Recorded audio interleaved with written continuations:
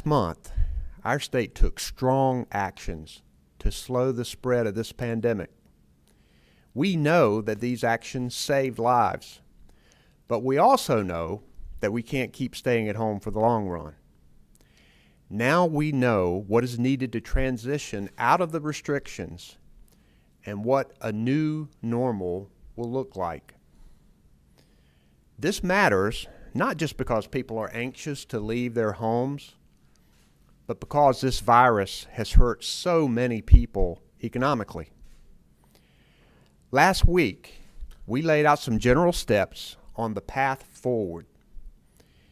We need an increase in testing, more tracing, and we need our trends to be headed in the right direction. The White House shares similar guidance with states, and we have incorporated much of that guidance in our plan. After a thorough analysis of the details of testing, tracing, and trends, it's clear that we are flattening the curve, but our state is not ready to lift restrictions yet.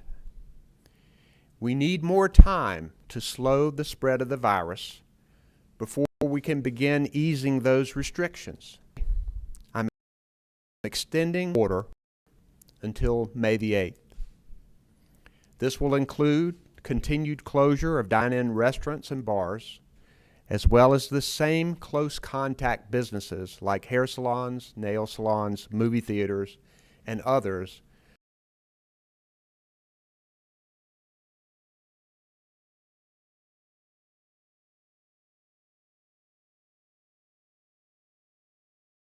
insurance payments, stimulus money, and many businesses that are continuing to be open. But I will not risk the health of our people or our hospitals. And easing these restrictions now would do that. This decision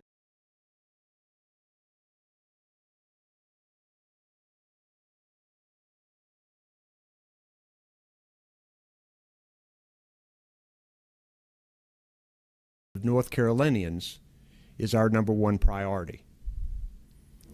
I'll now recognize Dr. Mandy Cohen, who is our Secretary of the Department of Health and Human Services, to walk through the details of the data on testing, tracing, and trends that we are looking at, and then I will follow with the various phases that I believe North Carolina can go through once we hit the metrics that Dr. Cohen is outlining. Dr. Cohen? Thank you, Governor. So I'm going to walk through North Carolina's data that's helping to inform our decision-making around easing restrictions and reopening. Once we hit the metrics, there's a warning, there's going to be graphs. So some people really like graphs. So if you do, you're welcome. For those who don't like graphs, I'm sorry. There's about to be quite a few of them. I'm going to walk through North Carolina. So on our first slide here, I'm going to go through a series of slides. Just a reminder that North Carolina has taken aggressive action to save lives. There's a warning. Our data has been driving our policies since day one. Because there's been no vaccine and no treatment. Data is clear that the strongest weapon we have to fight COVID-19 is social distancing. And Governor Cooper took strong, aggressive action early on to put social distancing at the center of what we were doing. So we have slowed the spread of the virus so fewer people get sick. And hospitals can care for those who are seriously ill. As you see on this curve right here, we have flattened.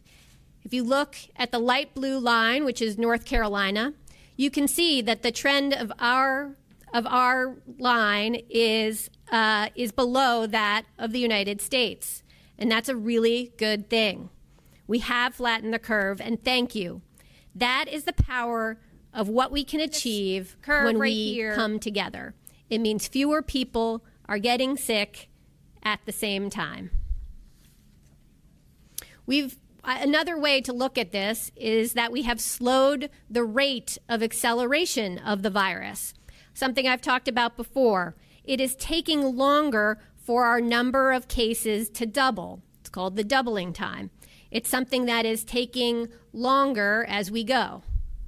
So when at first we were seeing a rate of acceleration of doubling every 4 days, we've lengthened that to 6 days, then 11 days, and that's seeming even longer now. So it's taking longer, and that's a good thing. So our rate of acceleration has extended. But the question is, where do we go from here? And that's what I want to talk through next. You can see we're doing a great job, and thank you. But we've talked about a path forward, and the governor mentioned testing, tracing, and trends. And so let's dive into the details of all of that. Let's start with trends. These are the 4 metrics that we want to look at in combination to know how to inform our decisions to ease restrictions. So there are 4 metrics, and then I'm going to dive into the data on each one of them, but let me go through each of these metrics first. So first is COVID-like syndromic cases over 14 days. That's our surveillance data. Second is our lab-confirmed cases over a 14-day period. Third, our positive tests as a percentage of the total tests over 14 days. And lastly, a trend of hospitalizations over 14 days. So again, looking at those 4 metrics and looking at them in combination with each other to inform decisions to move forward. In addition to trends, we've been talking about testing and tracing. So on the next slide here, you see what we're looking at in terms of capacity that we want to see related to testing and tracing. That work has been ongoing since the start of COVID-19 response, but we want to see those increase. We want to look at tests completed per day. We want to look at our ability to conduct widespread tracing. And we importantly need to see the supply of our personal protective equipment be there for our healthcare workers and first responders. So those are our capacities that we need as well to move forward. I will say that our healthcare systems have done a fantastic job of being able to surge their capacity in order to be responsive to our work. So let's dive into the trends, more graphs. So our first trend that I talked about was the trajectory of COVID-like syndromic cases. Again, this is part of our surveillance work. It's something that's posted on our website and updated weekly. And this is when someone comes to the emergency room with a symptom of COVID-19. So we're able to pick that up even before we get a COVID-19 positive test. We're able to say, did someone come into a healthcare setting with the symptoms of fever or cough or shortness of breath or need oxygen therapy? This gives us the earliest read on where things are in terms of what's going on in our healthcare systems. And as you look, you should be looking at our yellow line. That's what I want to draw your attention to. And you'll see at the end of this graph, the yellow line is going down. And that's a good thing. That's the trend we want to see. The thing I want to point out about this data point, and I'll do that for each of these metrics, is there's a limitation, as all data has limitations to it. This data point is driven by people seeking care. And it's good to know that folks are seeking care for things, but in the world of COVID-19, how folks seek care may be different than how they have sought out that care in the past. So we're still learning more about this surveillance metric, but an important one as an indicator for us. And again, it is declining, so that is good news. The next data point in our trends that we're going to look at are the trajectory of cases. This is something you see every day on our website. It's the number of laboratory-confirmed cases. You heard the governor just share our total number of cases since the start of COVID-19. So this is data you've seen before, and you can see day to day we have a varying amount of new cases that are reported. What I want to draw your attention to is the yellow line. That helps us understand the trajectory of those cases. What that yellow line is called a 7-day average. So on any given day, we go backwards 3 days and forwards 3 days and look at an average to help us understand and smooth out a line to understand, are we going up, are we going down, or are we staying level? And you can see when you look at this graph, we started low, we were rising, and what we are largely doing now is leveling, and I would say increasing slightly. What you will see is today we reported 388 new cases since yesterday.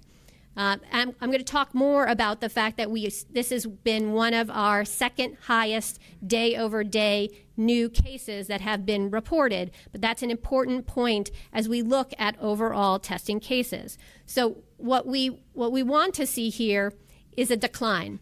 It's what the White House guidance says, is that you want to see a decline in this trajectory.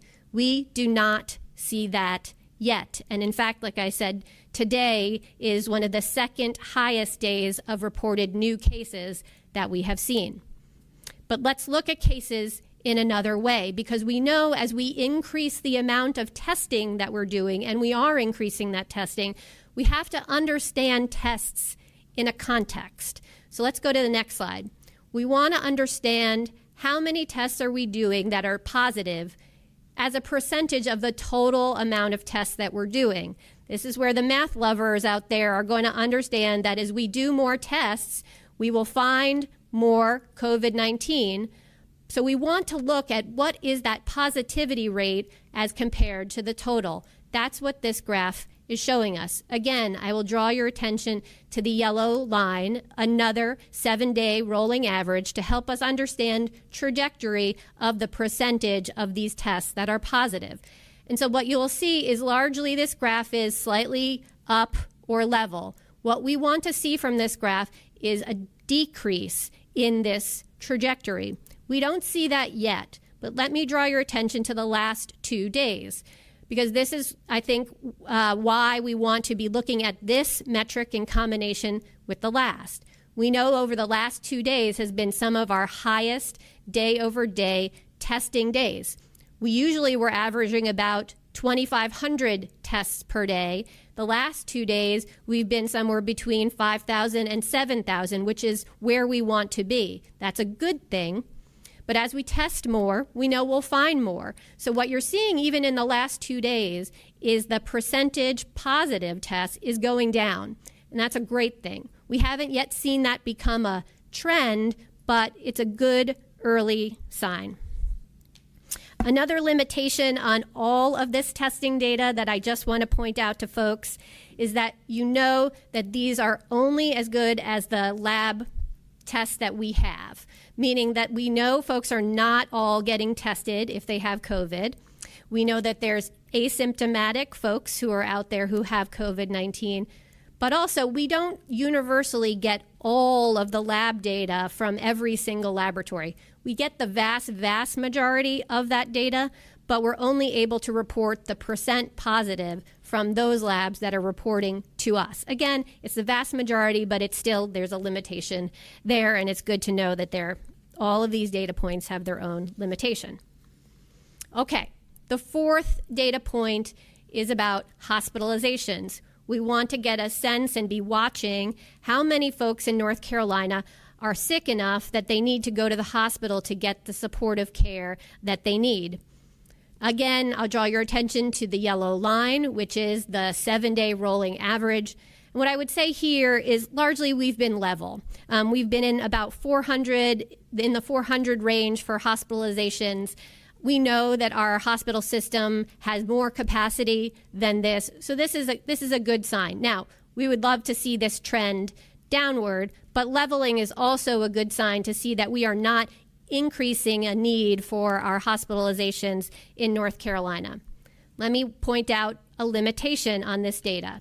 The way this data is reported to us at the state is a daily count of the number of people who are in hospital with COVID-19 right now. So that means day to day, we know people are still in the hospital. We know they're there for multiple days. So they're counted in each one of those days. So you should note that this data is not new people admitted to the hospital each day. Rather, it's giving us a picture of how many people are in the hospital today and how is that changing. And again, largely, there has not been a downward trajectory, but we've been approximately level.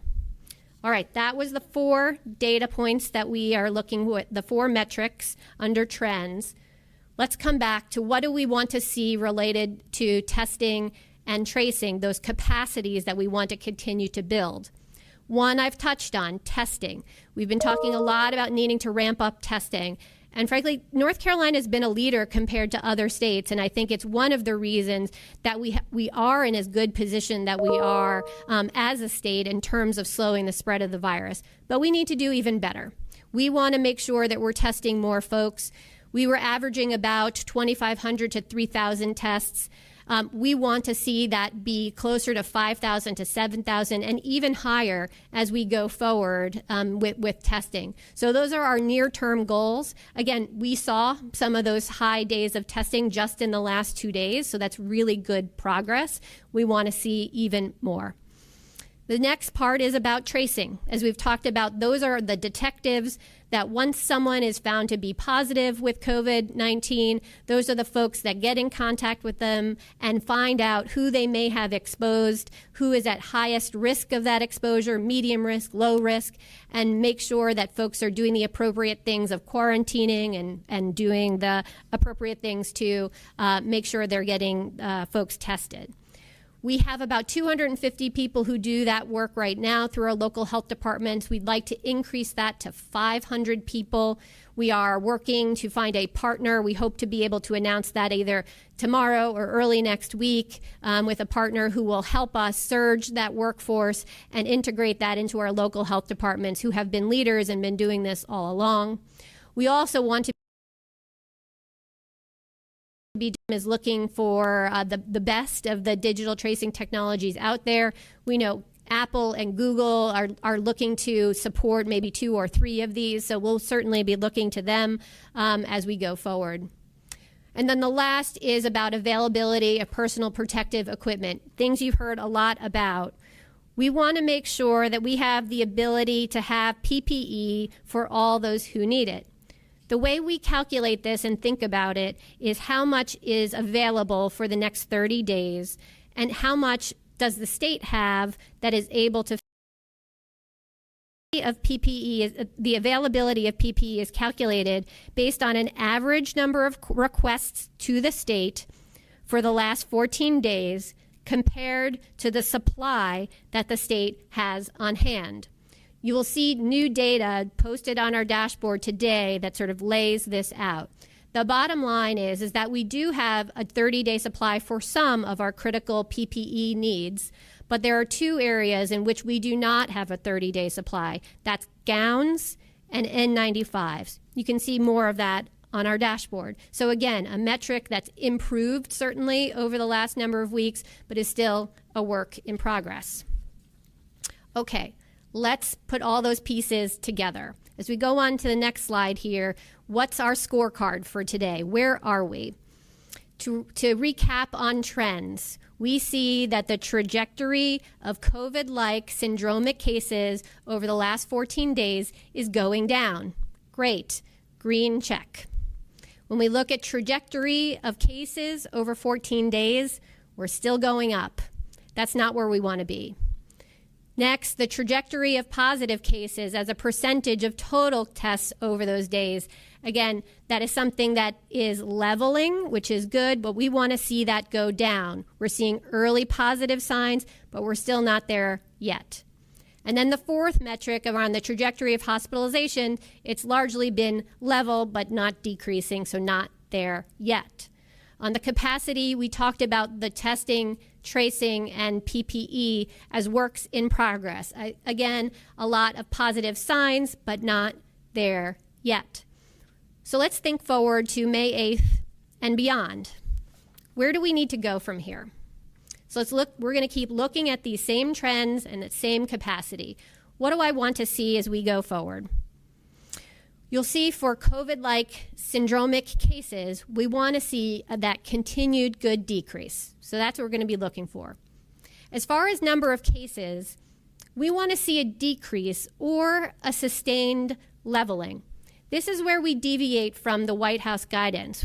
We want to make a modification from that White House guidance that says you should be decreasing. And that's because we believe a sustained leveling will also allow us to start to ease restrictions. And the reason for that is because of all the hard work that North Carolina has done to slow the spread. Because of the governor's aggressive actions, because of all of your hard work to stay home, we have not seen a surge of cases, and that's great. We have not seen a peak. We have not seen our healthcare system be overrun, and that's a good thing. So we're in a slightly different place. So we're not going to see a peak that then necessarily comes down. What we may see in North Carolina is a sustained leveling. And that sustained leveling will also allow us to move forward with some of this reopening. We want to see a sustained leveling, and we use that word intentionally because we need to see that over a period of time to make sure that we are heading in the right direction and something is not going to sneak up on us and risk public health. So again, that's why we've added sustained leveling to how we're thinking about some of these metrics. Same thing with hospitalization, want to see that sustained leveling as well. And the percent of positive tests, we do want to see a decrease there. Capacity issues we went through already related to testing capacity. We want to see that be consistently between 5,000 and 7,000 a day. This is where our testing surge work group and all of the attention paid to make sure we're increasing testing is going to be really important. Contact tracing, as I mentioned, want to get up to 500 tracers. And PPE, again, we want to get all those gowns and N95s in our hands so that we can move forward. So what I want to leave you with is a hopeful note. I want to make sure you know that the hard work you've been doing has meant that North Carolina is in a very good place. We have flattened the curve, but we're not there quite yet. So hang in with us as we continue to look at these metrics. We look at building our capacity, and with working together as a state, we're going to get there and we're going to be able to move into some phased reopening. I'm going to turn it back to the governor, who's going to talk you through what that phased reopening could look like. And thank you so much again for all that you're doing to set us up to move forward. Thank you.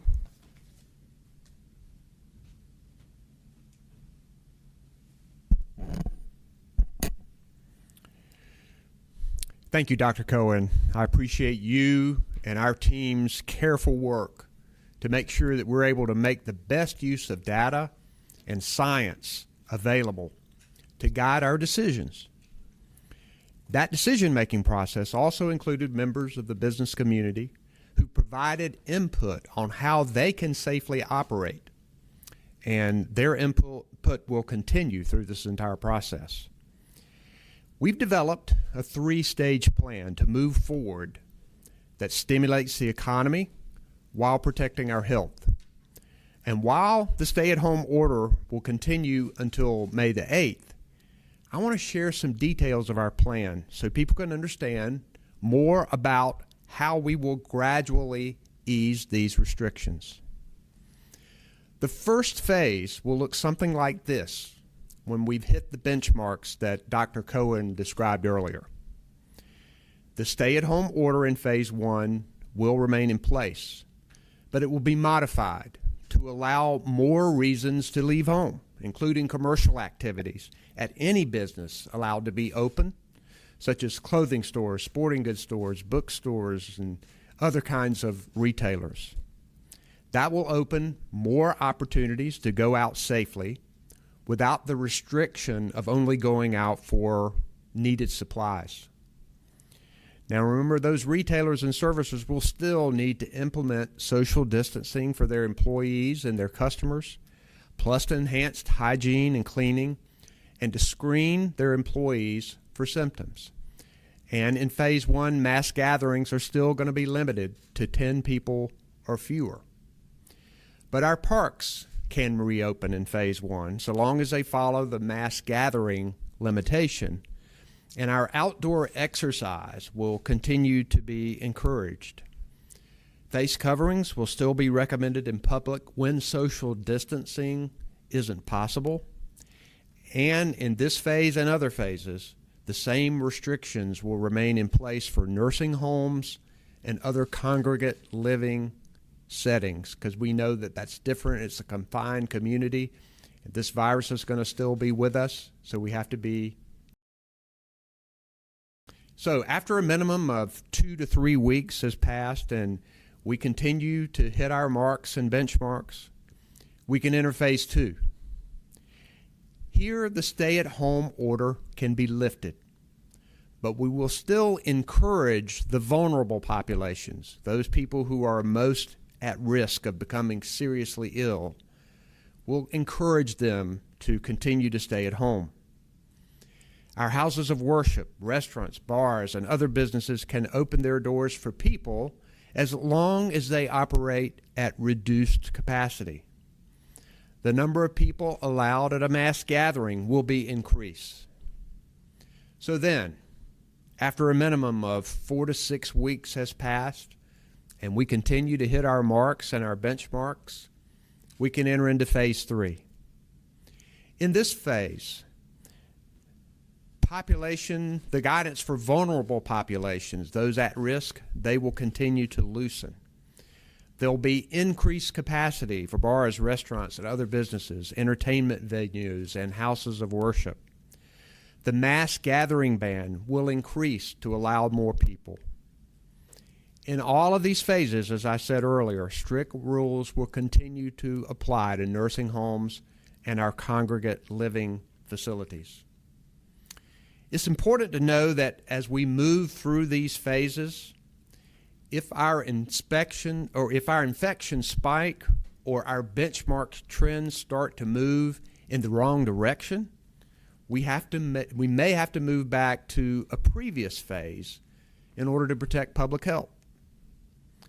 As we're doing now, we will continue to use the best science and data available to make those decisions and continue our consultation with business and industry leaders. I know the people in our state are eager to move forward, and we will get there. But right now, I appreciate everyone who is taking this seriously and staying at home to protect themselves and others. Now, we know we won't go back to the way we lived in January or February of this year anytime soon. We need a vaccine, and we need more ways such as antibody tests to determine our level of immunity. But if we keep protecting ourselves and go back to work and play carefully, we can rebuild the damage that this virus has done to our state. North Carolinians are tough. We've been through trying times. And I know that we will tap that resiliency to look out for each other, encourage each other, and support each other as we beat this virus, and we will beat this virus. Dr. Cohen is with me, Secretary of the Department of Public Safety, Eric Hooks, our Emergency Management Director, Mike Sprayberry. Our sign language interpreters are Cameron Larson and Monica McGee, and behind the scenes, Jackie and Jasmine Mativier are our Spanish language interpreters. And I'd like to ask Secretary Hooks and Director Sprayberry to come forward. And now we will take questions from the media. If you can identify yourself and your organization, we would appreciate it. And we'll start with the first question. Our first question will be Justin Hinton, WLOS. Hello, Governor. This is Justin Hinton with WLOS in Asheville, North Carolina. Earlier in the week, you said an announcement about schools was coming. Can students, parents, and educators expect a return to in-person instruction before the end of the school year? We want our schools to be safe and our children to be safe.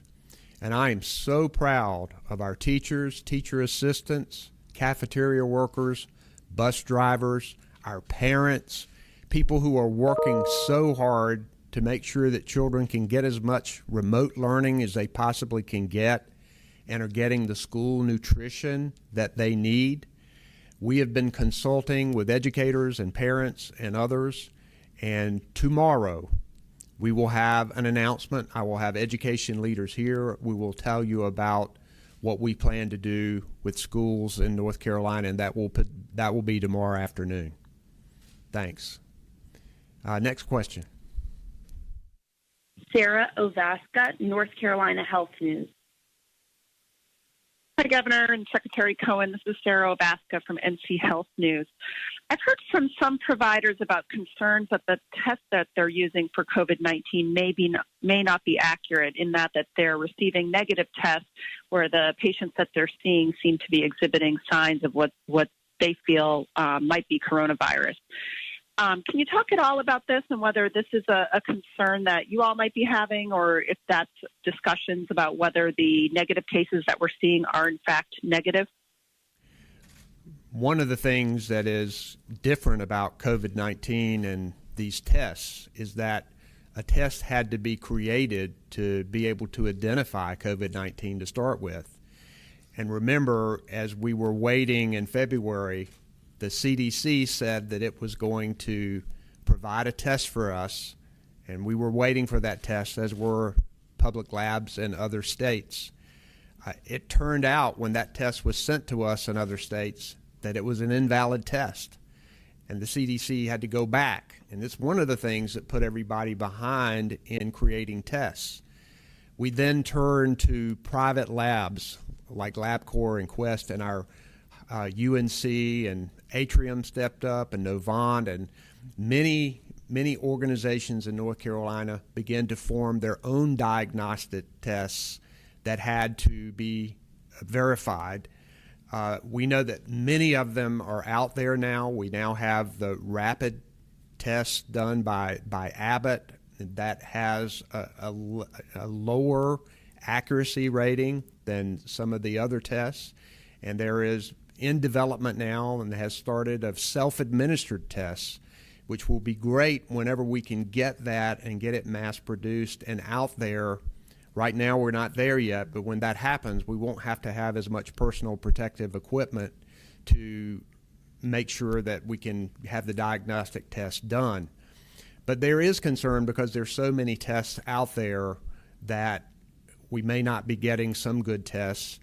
And this is particularly true with not the diagnostic test, but the antibody test. There are a number of those now that are out on the market, and the FDA in some cases is relying on the manufacturer's assurances that they have cleared the testing and that the antibody test is good. These tests are going to be important to tell us how prevalent the spread of the virus is in our communities across North Carolina and across the country.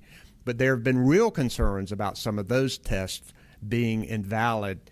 We obviously want to use the very best tests. We obviously want accurate information. Dr. Cohen can probably give us some supplemental information on that. Well, Governor, you covered that exceptionally well. So what I would just say is that any diagnostic test we know has some false negative rate. The PCR test, the one that identifies the virus that we largely use now, is able to identify the virus at very low detection levels, which is very good, meaning it's very sensitive. But there are other newer tests, as the governor mentioned, the Abbott test, the rapid test, that have different kinds of sensitivities. We just need to know that going in, because I do think that different tests are needed for different types of circumstances. And so we'll try to diversify the kinds of tests that we're using in order to make sure we're getting good information for patients. To any clinicians out there, fellow doctors, use your best clinical judgment. If the test is wrong and you know that person has COVID-19, send another test, or just tell them you have COVID-19. Please stay isolated. Use your best clinical judgment so that we keep the virus contained. Thanks so much. Thank you, Dr. Cohen. I went the wrong way. I'm used to having you on that side, so I have to remember that. All right. Thank you very much. Our next question, please. Travis Fain, WRAL. Yes, thank you. Travis Fain at WRAL. What about allowing hospitals, particularly maybe rural hospitals, to do elective procedures? Where does that fall in the phase plan? Dr. Cohen talk a little bit more about this, but we know that we've all done a good job at flattening the curve, and we've done a good job with available hospital beds, which was something that we wanted as we anticipated the surge. And Dr. Cohen has asked our hospitals to come forward with a plan. When we're talking about elective surgeries, most of these surgeries are needed, like hip replacements and things like that, where they need to be done. It just isn't time sensitive. So I think where we want to make sure that people are healthy across North Carolina is that they can start a limited situation of doing more elective surgeries, but also increasing attention to other illnesses and chronic illnesses out there. There are a number of providers out there that aren't seeing patients right now, and we're concerned that there are some conditions that people may have that have not been detected, or that they're not being treated for their chronic conditions. And we need an overall strategy while we fight this battle of COVID-19 that we can keep people healthy in other ways, because when we're staying at home and we're trying not to catch the virus or give it to other people, sometimes other illnesses are ignored, and we don't want that to happen. And so Dr. Cohen is working with our hospitals and our healthcare providers on a plan, and she might want to talk to you a little bit about that. Thank you, Governor. Just one more note on that is just to thank the hospitals for all the work they've done to surge their capacity. And yes, we're working with them on a plan. Again, we want to make sure we have enough personal protective equipment to make sure that if we were to see more virus here in North Carolina, that everyone would be able to respond. So the hospitals are coming back to us with a plan on that and how to make sure we have enough PPE on hand, as well as what would be the right trigger points for saying, actually, we need to potentially dial back again if we see a resurgence of more virus. So again, I thank them for that work, and we will be collaborating with them going forward. Thank you. Next question, please. Dawn Vaughn, News and Observer. Hi, this is Dawn Vaughn with the News and Observer. Thanks for taking our questions. I wanted to ask more specifics about phase one and what specific business restrictions would be lifting starting May 9th, and how is the state currently enforcing the restrictions that we have now? Well, first, we need our indicators to be moving in a positive direction as we approach May 9th to make a decision potentially to go into phase one shortly. The differences with phase one and what the current order is, it expands the reasons that you can leave home for the stay-at-home order and can do more shopping, retail, other businesses. We think this will encourage more businesses to open. Parks are going to reopen, and we want to continue to encourage with the exercise. Phase one is beginning the process of moving forward, and we're going to look at our determinants and determine whether we would enter into phase two after that. I think for the most part, and we see it in the results, North Carolinians have done a pretty good job in abiding by the orders and really trying on their social distancing. I think we're one of the best states in the country for particularly the population that we have, with the success that we have had. We have had law enforcement. I think law enforcement's been good about this too. Law enforcement might see a violation or report a violation, and many of these have been handled by law enforcement going up and talking to people and say, hey, you guys need to break it up. You don't need to be more than 10 people gathered, or other potential violations of the order. And we expect that to continue, and we hope that North Carolinians will continue to take this seriously and will continue to abide by the orders as we go through this process. And when we do get into phase 1 and then get into phase 2, we want people to pay attention to that. As I said earlier, this virus is going to be with us until we have a vaccine. So we're going to have to continue to be careful and live in a different way. We want to get our lives back to normal as much as we possibly can, but we also want to keep public health and safety as the number one priority. So as we go through these phases, we hope people will pay attention to that and take advantage of the expansion that will occur in these phases, but be careful at the same time. Thanks. Next question. Garrett Bergquist, Spectrum News. Good afternoon, Governor. Garrett Bergquist with Spectrum News.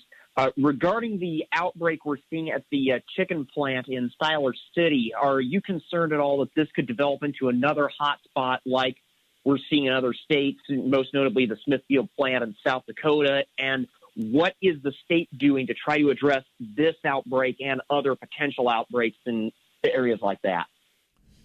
We're very concerned when there are outbreaks either at a congregate living facility or in a place of employment where people are working together.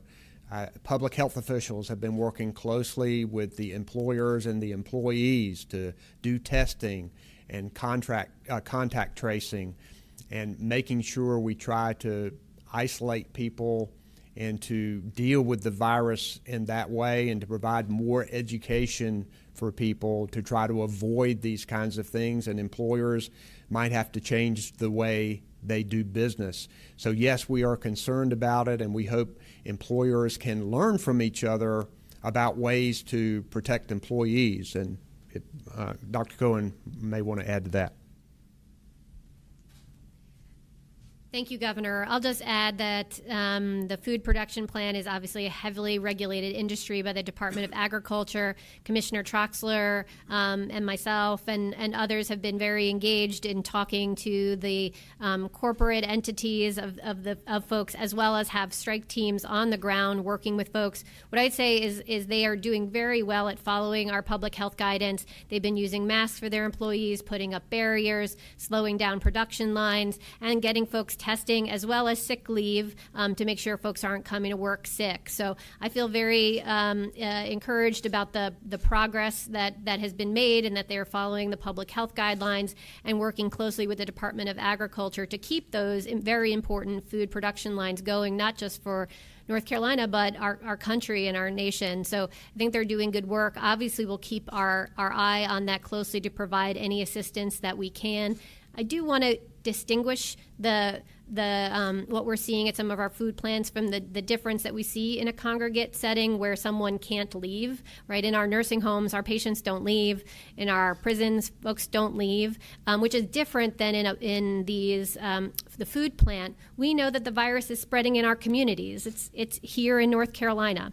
And so likely folks are picking this up, not necessarily at the plant, but potentially at home and in their communities. It goes back to why we need to all be thinking about staying at home and slowing the spread of the virus. We all play a part in this, and so I just thank everyone for their efforts.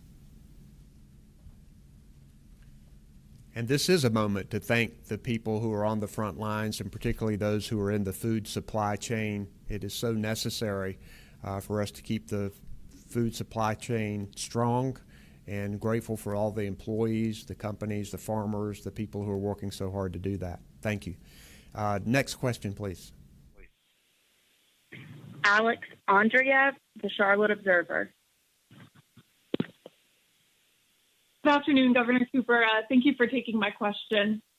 Several officials have contacted your office asking you to amend your executive order to allow NASCAR to run a race without fans at Charlotte Motor Speedway on Memorial Day weekend.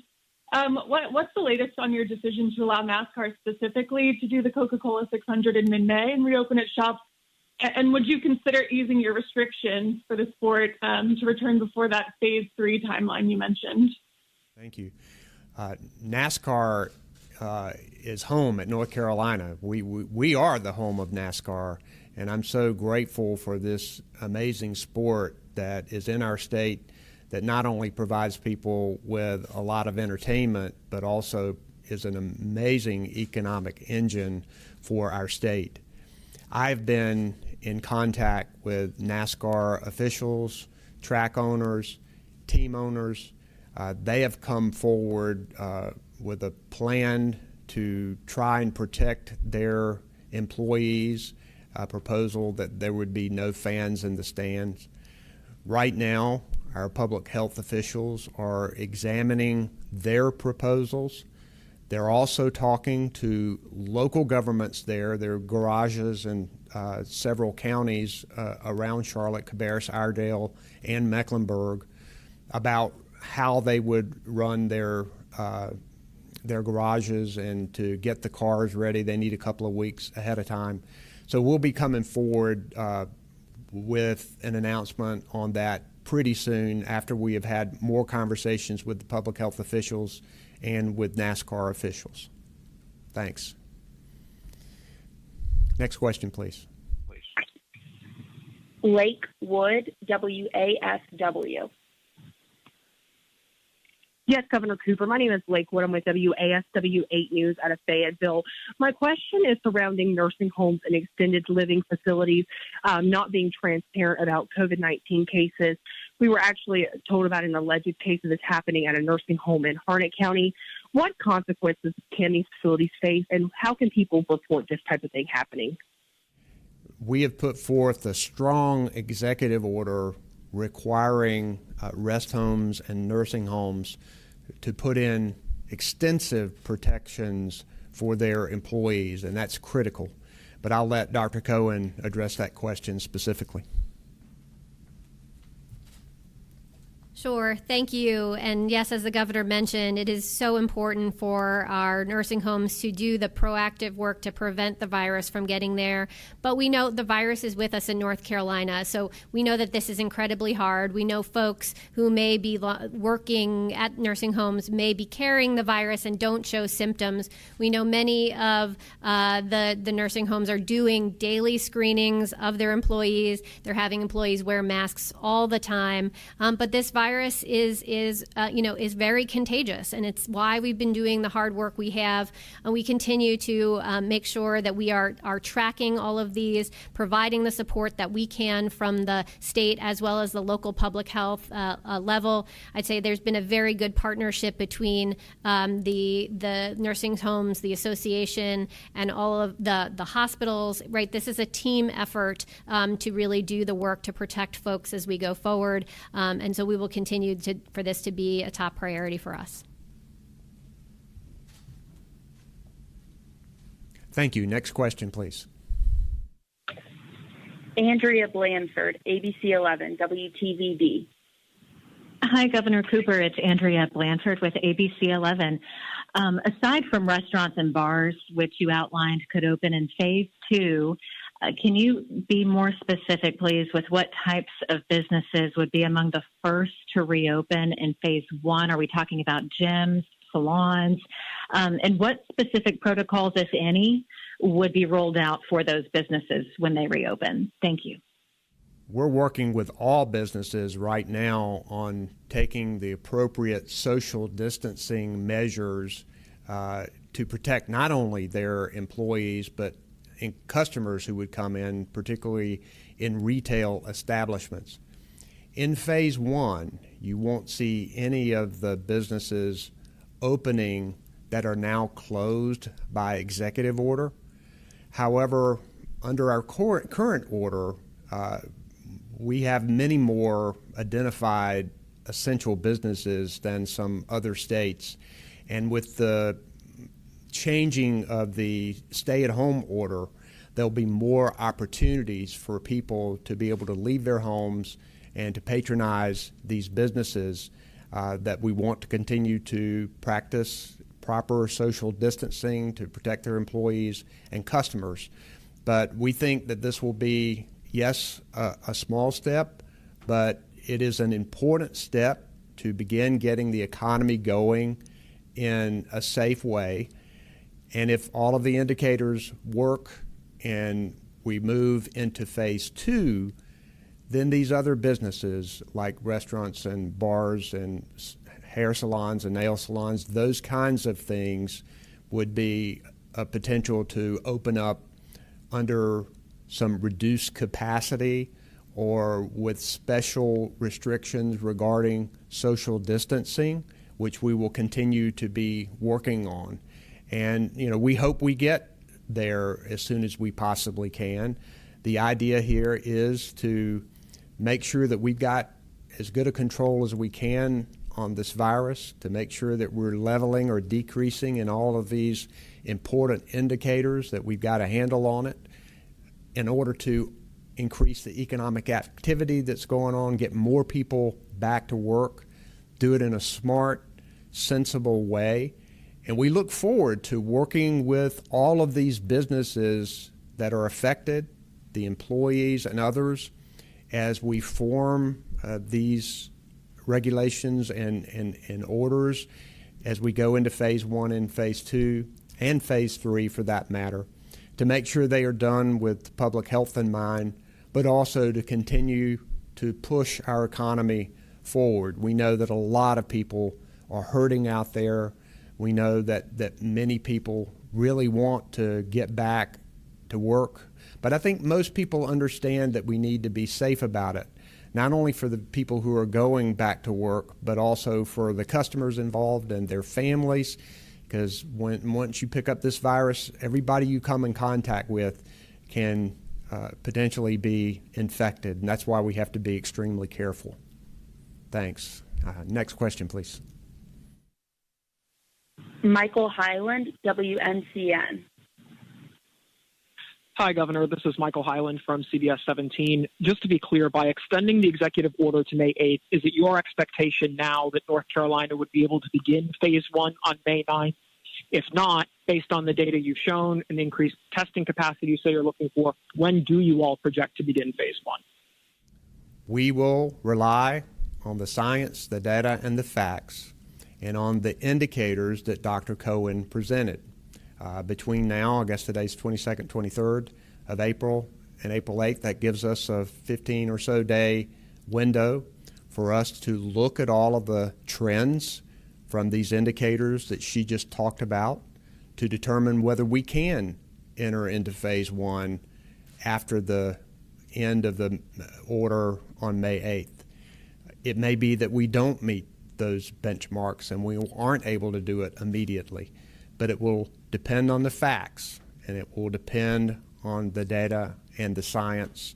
And we're hoping that things will do well. We want people. It's going to depend on North Carolinians too, because they got to keep staying home, keep practicing social distancing. We're working hard to ramp up our testing and our contact tracing. We're going to do all of those things and hopefully move through these phases as quickly as we can, but we're not going to go to another phase unless it's safe to do so and our objective indicators tell us that it is time to do so. Thanks. Next question.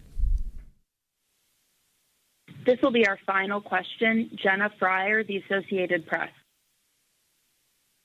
Hi, Governor. Thank you. It's Jenna Fryer with the Associated Press. As a follow-up to the NASCAR question about the Coca-Cola 600, there are a handful of southern states that have invited NASCAR to come race there without spectators. Can the teams get into their shops if they are able to socially distance and get the cars out and travel to other states to compete?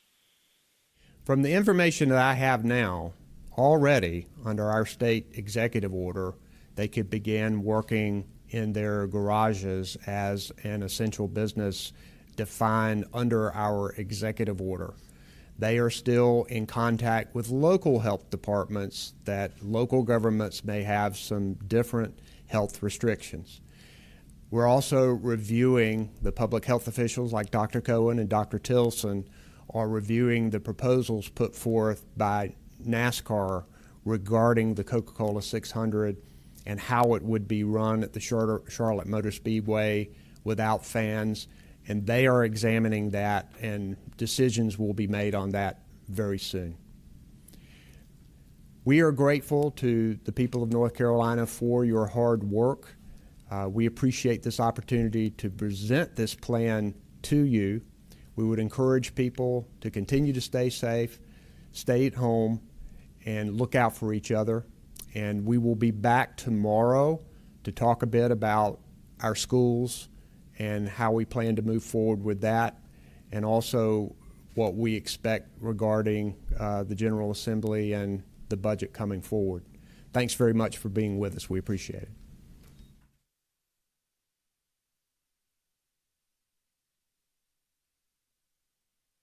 This was a special report from WCNC Charlotte.